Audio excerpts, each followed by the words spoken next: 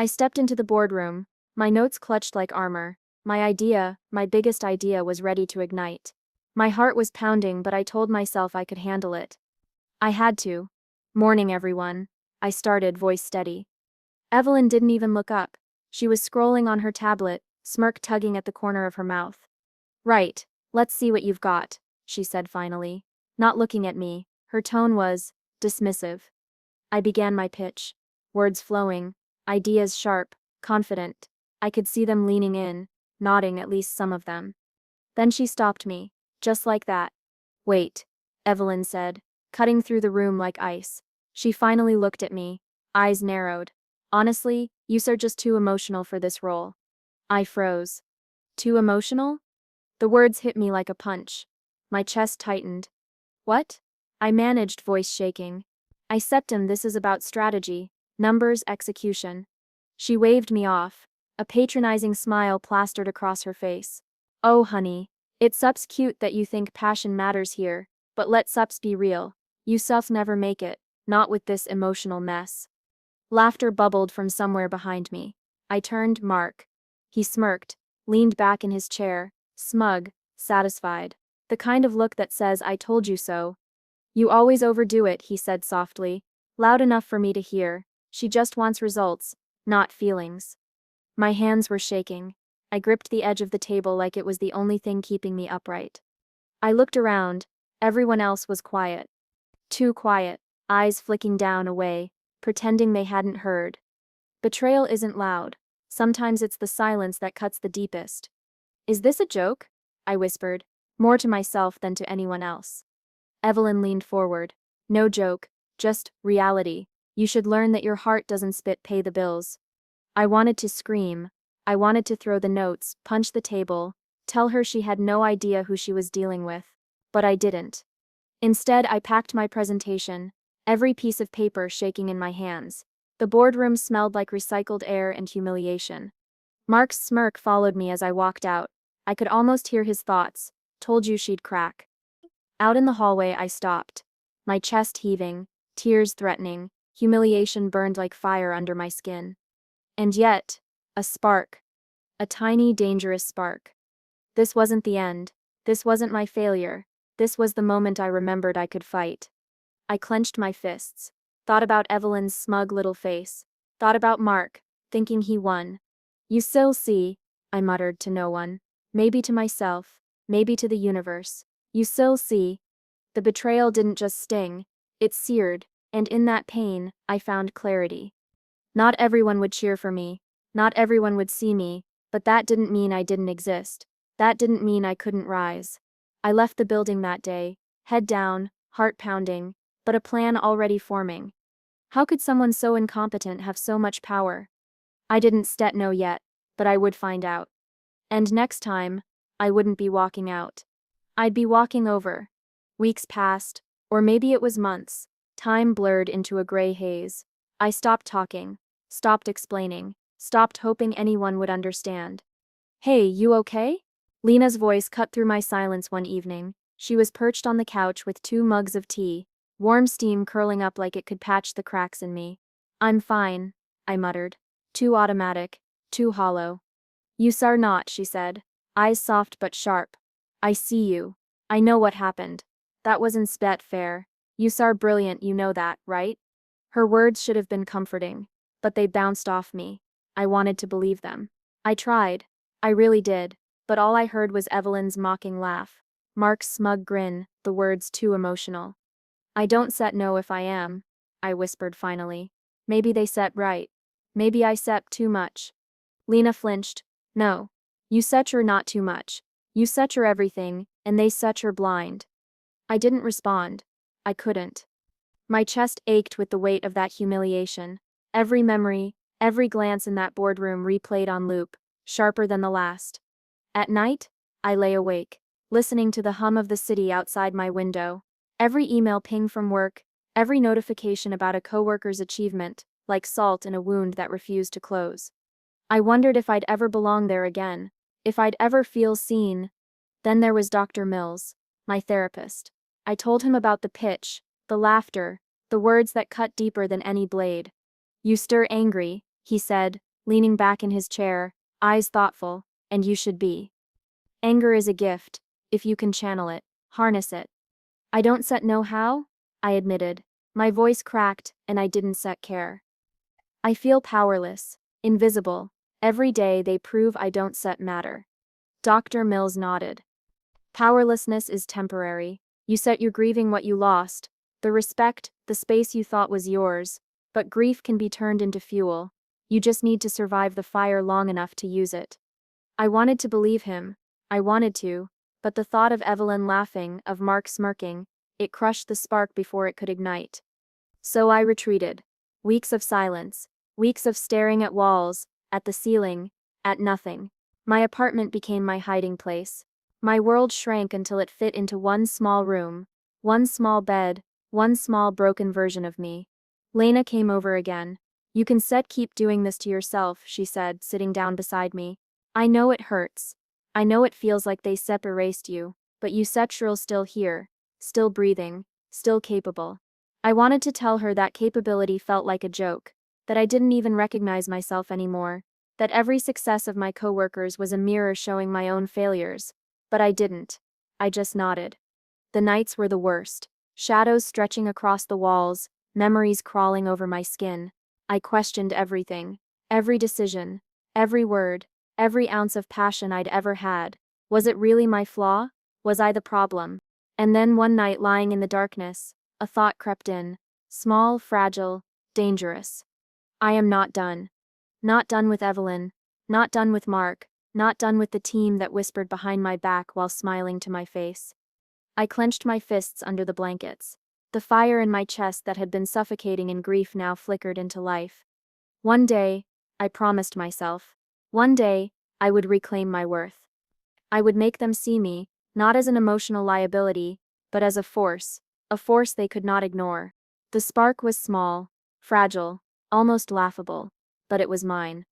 And in that quiet, shattered moment, for the first time in weeks, I smiled, just a little. Because I realized something, even in silence, even in heartbreak, power was waiting for me. I just had to reach for it.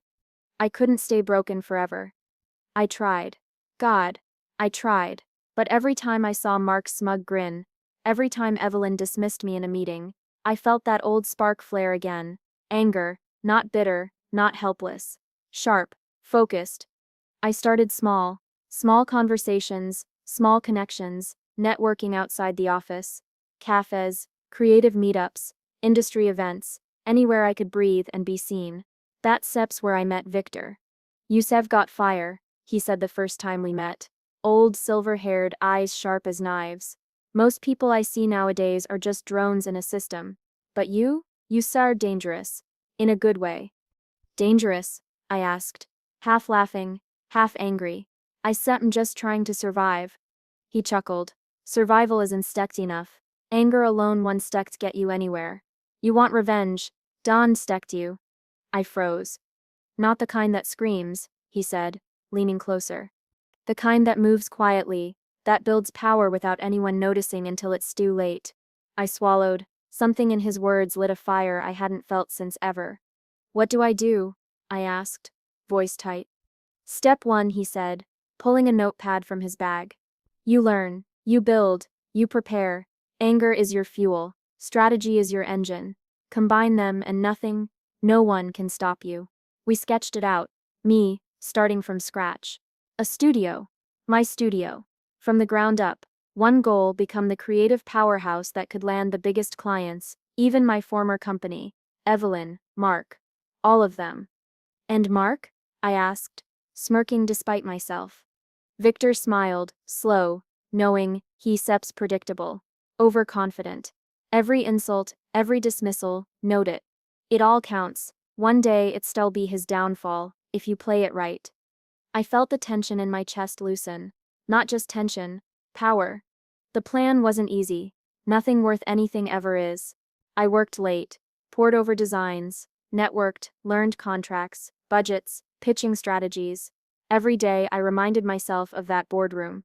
Evelyn's laughter, Mark's smirk, my smallness. You're obsessed, Lena said one evening, watching me sketch ideas at a cafe. Maybe, I admitted, but obsession is the first step to being unstoppable. Victor became my guide, not a mentor in the soft, reassuring way. No, he pushed me, challenged me, made me think like a predator in a world of complacent prey. You need to remember, he said one night, leaning back in his chair, this isn't said about anger. This isn't said about proving them wrong emotionally. It's said about proving them wrong professionally. Quietly, efficiently, ruthlessly. I nodded, heart pounding. Every word he said was a hammer hitting the metal of my resolve. Meanwhile, Mark continued to poke, prod, mock, a careless comment here, a derisive chuckle there. Each one, I logged mentally. Each one, a brick for the foundation I was building. You think I stem laughing with you, he said once when I passed him in the office hallway, but really, I stem laughing at you. Pathetic. I smiled, almost too sweetly. I still remember that. By the end of the week, I realized something terrifying and wonderful. I wasn't broken anymore. Not really. I was angry. Yes. Hungry. Yes. But in that anger, I had clarity. I had purpose. I had a plan. Every insult, every dismissal, every sneer, it was fuel. It wasn't hurting me anymore. It was powering me. The studio I dreamed of wasn't just a dream anymore. It was a strategy, a weapon, my ticket back, my proof. And the quietest, deadliest part, they had no idea. No one did. Not Evelyn, not Mark, not the team that had whispered behind my back. I was preparing, patiently, relentlessly. I leaned back in my chair, eyes on the sketches before me. The fire in my chest was steady now, controlled, sharp. This was only the beginning. And one day, I would walk into that boardroom again, not as the emotional liability they mocked, but as the force they couldn't ignore. I smirked. The thought tasted sweet. And the plan, oh, the plan was just taking shape. The studio opened quietly, just a handful of us in a cramped office with too much caffeine and too few chairs, but the energy was electric. You really think this will work? Lena asked, spinning a chair, a grin tugging at her lips. Starting from scratch with nothing but a dream? I don't just think it will work, I said, tapping the edge of my desk. I know it will. She laughed, shaking her head. Yusef got that fire again. Dangerous fire. Victor didn't say much. He leaned against the wall, eyes sharp, watching. When he finally spoke, it was quiet. Dangerous fires are the ones that burn brightest and longest. Don't lose it. I nodded, absorbing it. He wasn't here to hold my hand. He was here to sharpen me. Our first client meeting was chaos in the best possible way. Ideas bouncing, laughter cutting through tension. Lena cracked jokes, lightening the mood when nerves tried to drag us down. Okay, team, I said, standing tall despite my nerves. Here sips the concept. We make this brand unforgettable. The client leaned back, skeptical, bold, very bold.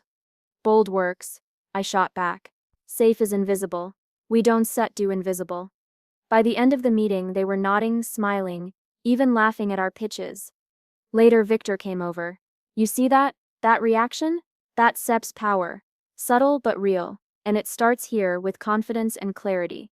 Every time a project launched, every time a client praised us, my chest tightened, not with pride exactly, but something sharper, a thrill. The tide was turning. I could feel it. Lena nudged me one morning, pointing at the screen. Check this out. Look at their social media. Evelyn's company. Once untouchable. Once my nightmare. Mismanaged campaigns. Weak engagement. Mistakes stacking like bricks in a wall ready to fall. I smiled. Quietly. Subtly. Not the gloating kind.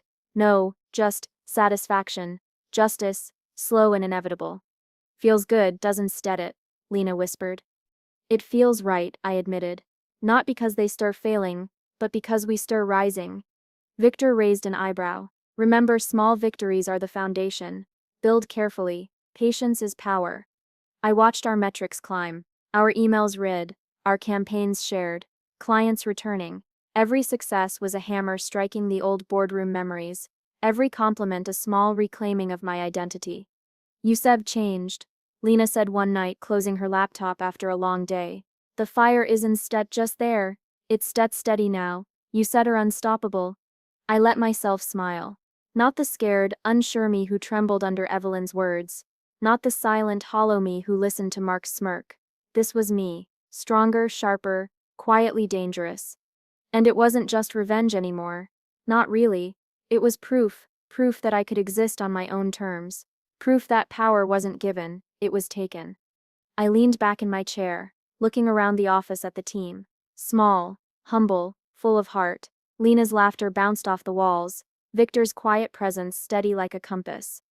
I whispered to myself, this is just the beginning. I watched the world outside, the emails, the campaigns, the metrics, and I knew one thing, the cracks were appearing. Evelyn's company was no longer untouchable. Mark's smugness was beginning to falter. And I was rising. Quietly, strategically, unstoppably.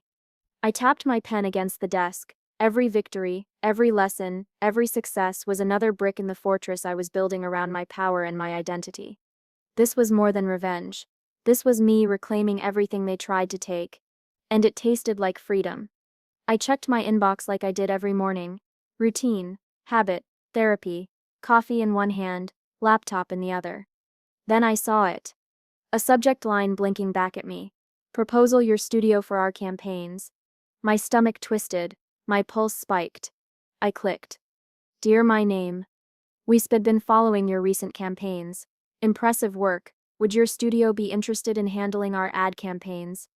I froze. I read it again, slowly, savored every word. It was subtle, polite, innocent, almost. But I knew better. I traced the client Sep's history. My eyes widened. Evelyn Sep's client.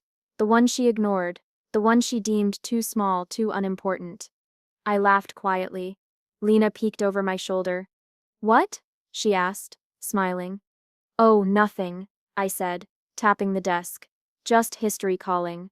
Victor's voice echoed in my head. Patience, strategy, quiet power. I replied immediately. Carefully, politely, secretly. Absolutely, I typed. We Stet love the opportunity. Let Stets discuss your goals and vision. Hit send. And then I waited. At industry events, I saw Mark, that smug smirk, the same one he wore when he mocked me in the hallway, in meetings in front of everyone. Still grinding away in your little studio? He sneered when we passed each other at a conference. I smiled. Casual. Grinding pays off. You should try it sometime. He snorted. Didn't know. Couldn't know. That client, my secret weapon, was slipping through Evelyn's fingers. Slowly, inevitably. Weeks later, the pitch. I stood before the client team. Calm, confident. Lena by my side. Heart and humor in perfect balance. Victor observing silently. Approving from the back. This campaign, I said, voice steady, will not just sell products. It will define your brand. It will shape your audience, Sep's perception, and it will make sure your message is unforgettable. The client leaned forward, captivated. Nods, smiles, subtle glances exchanged, impressed. Inside, I was buzzing, quietly giddy. This was the moment the tables began to turn. Mark, oblivious, came over later. You really think you stir playing in our league now? I let my smile stretch just enough. Maybe I already am. Evelyn's face appeared in my mind. That smirk of superiority, the dismissive words, the laughter, the memory stung. But now it was fuel. The campaign pitch ended. Applause. Handshakes. Clients satisfied, impressed, loyal, and me. I felt it. The subtle shift. The tide moving. I was no longer just creating ads. I was controlling the narrative, literally. Designing the images, the words, the public perception, shaping how the world saw them. I caught Mark watching, confused, trying to measure what he couldn't understand. Everything you've ignored, it's slipping through your fingers, I whispered to myself. Lena nudged me. They have no idea. No, I said, letting the words sink. Not yet. The thrill wasn't in the applause, or the contract signed, it was in the knowledge. The quiet satisfaction. The power I held while they remained blind. I leaned back, eyes on the city beyond the glass walls of my studio. Evelyn's company was crumbling quietly. Mark still sneered, unaware that the foundation beneath him was cracking. And soon, very soon, I would step into that boardroom again, not as the one dismissed, not as the one mocked, but as the force that controlled the story, their story, the narrative everyone would see. The invitation had been theirs to send, but the power, the real power, was mine now. And I smiled, because the game had just begun. The day of the presentation arrived. My stomach was tight, my palms sweaty, but this time it wasn't fear, it was anticipation. Lena leaned over as we set up. Ready to watch them squirm? More like ready to watch the truth land, I said, straightening my notes. Victor, silent as always, nodded once from the back. That small gesture grounded me, focused me. The boardroom smelled of polished wood and artificial confidence. Evelyn was already there, leaning back, smirk fixed. Her aura screamed, "I'm in control." Mark hovered near her shoulder, arms crossed, eyebrows raised, smug, overconfident. I stepped to the front, my team behind me, Lena smiling quietly, steady as a heartbeat. "Good morning," I said, voice calm, clear. "We Sejam are excited to show you what we Sejam created for your next campaign." Evelyn nodded once too quickly. "Go ahead." I clicked through the slides. Colors sharp, messaging precise, visuals compelling. Every element designed to tell their story better than they ever imagined they could tell it themselves. And then I watched. Evelyn's smirk faltered, just a flicker. Her fingers tapped nervously on the table. Mark shifted, one hand on his chin, eyes narrowing, recognition slowly dawning. This is impressive," Evelyn said finally, voice tight. "I didn't stet. I mean the strategy, well, yes." I let the silence stretch. Its steps all about understanding the audience, anticipating needs, and crafting messages that resonate. We didn't just create ads. We created impact. One of the board members leaned forward. "Evelyn, these numbers, this is unprecedented. How did we miss this internally?" Her face twitched. She opened her mouth, closed it, fumbled through a few sentences that sounded hollow even to me. Mark's eyes darted to mine. He swallowed hard. For the first time, the smugness was gone. The realization hit him like a wave. She can't do this without me. She never could. I felt a shiver of vindication, sharp and sweet. The board continued. Questions rapid fire. I answered calmly, confidently.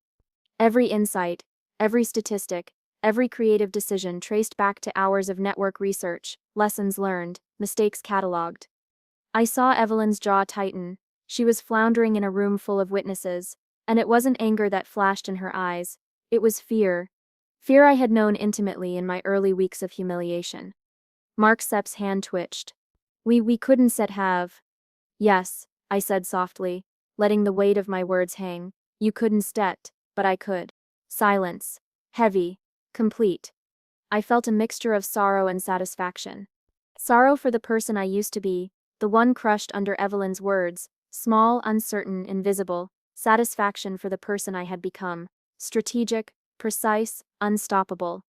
Your mismanagement, your lack of vision, I continued, carefully, almost clinical.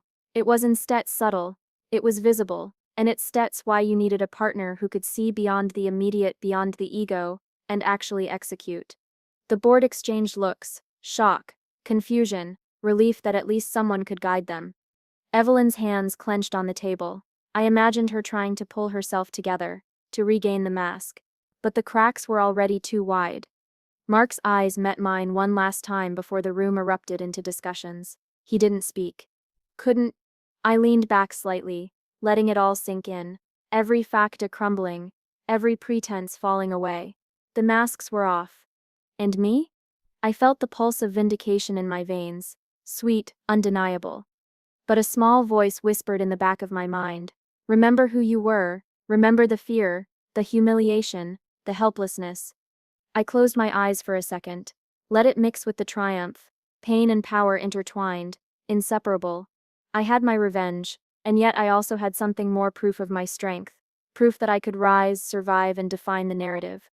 Evelyn sat frozen, Mark silent, the board alert. The power had shifted quietly, irrevocably. And for the first time I let myself feel it fully, the quiet, intoxicating taste of justice. I walked into the office that morning and felt it immediately. Not fear, not hesitation. Authority. Calm, steady, inevitable authority. "Morning, team," I said, voice firm, carrying across the open space. Lena smiled, organizing files. Victor leaning back with a quiet nod. The energy was different here now, the air thick with focus and respect. A new email notification popped up. Clients confirming campaigns, approvals, praise, momentum. Evelyn appeared at the doorway, hesitating. Her heels clicked against the polished floor, a sound I once feared. Now it sounded hollow.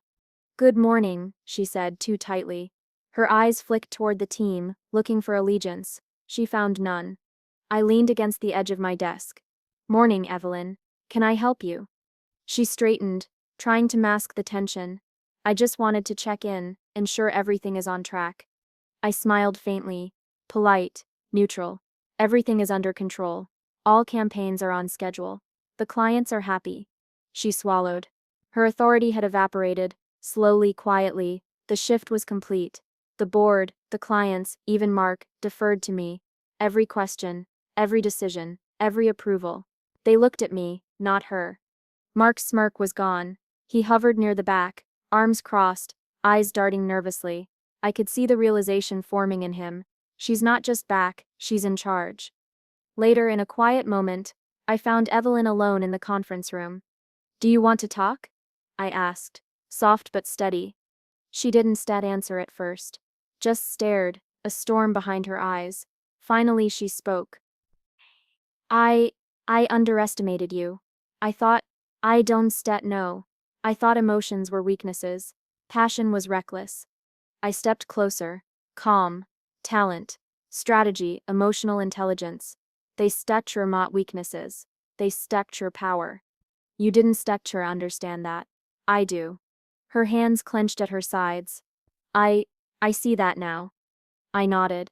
Not gloating, not triumphant, just quiet satisfaction. This was the redemption I had fought for, not a spectacle, not a show of vengeance, just inevitability realized. The office hummed behind us. Phones ringing, laptops open, clients emailing, campaigns launching, my team moving with purpose. Lena glanced at me, a small grin, knowing the gravity of the moment. "Feels good, doesn't it?" she whispered. "It feels right," I said. Right that the work I loved, the vision I trusted was being respected, that the talent they mocked, the emotional energy they dismissed, was now the foundation of real power. Evelyn's regret was palpable, but I didn't relish it. I understood it. I had been her. Once, afraid, small, unheard. I moved back to my desk. The clients on the line, the team busy executing flawlessly. I allowed myself a small, private smile. This was the culmination of every late night, every insult catalogued, every lesson absorbed. This was the quiet, unstoppable force I had built from ashes. Evelyn lingered for a moment, then left. I didn't watch her go. My attention was on the present, on my studio, on the work that mattered. I leaned back in my chair, fingers steepled, eyes scanning the room. I was no longer the emotional one. I was the one who could not be ignored. And in that calm, steady power, I felt it fully exhilaration, yes, but also reflection. The person I had been, the one crushed under mocking words, had forged the person I was now. Quiet satisfaction settled in my chest. Hard fought, well earned. The power wasn't loud. It wasn't vindictive. It was inevitable. And I finally had arrived. I stand by the office window. The city sprawled below me. Sunset drapes everything in gold, orange, fading into violet. I breathe it in, calm, steady. Lena's laughter drifts from the studio floor. Victor leans against a desk, nodding slightly, the corners of his mouth lifting. My team moves with rhythm, energy humming in the air. I let myself remember. The tears, the humiliation, the nights spent questioning myself. Evelyn's words echoing like knives, Mark's smirk, sharp and unrelenting. The silence that followed every slight, every dismissal. I whisper to myself, almost in disbelief. That was me. Lena peeks into my office, holding 2 mugs. Thinking again? Always I reply, taking one. I glance down at the studio, at the team creating, laughing, struggling, thriving. I was so small back then, invisible.